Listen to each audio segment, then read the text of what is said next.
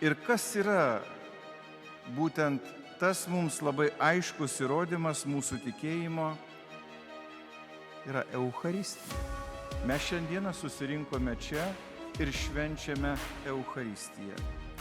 Būtent Eucharistijoje mes ir prisimenam, ir atkuriam tuos įvykius, kurie vyko daugiau kaip prieš 2000 metų. Kaip Jėzus susidūrė su išdavyste, su kančia ir mirtimi, ką jis daro? Jis paima duoną ir vyną, palaimina ir dalinasi su tuo vynu ir duona su savaisiais mokiniais.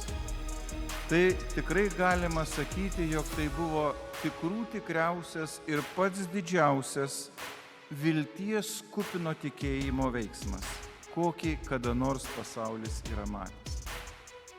Todėl Eucharistija, brangieji, nėra tik tai toks linksmas, malonių žmonių, tai kaip jūs čia susirinkote, buvimas kartu, kada mes giedame, kada mes gerai jaučiamės, atrodo, va čia yra Eucharistija.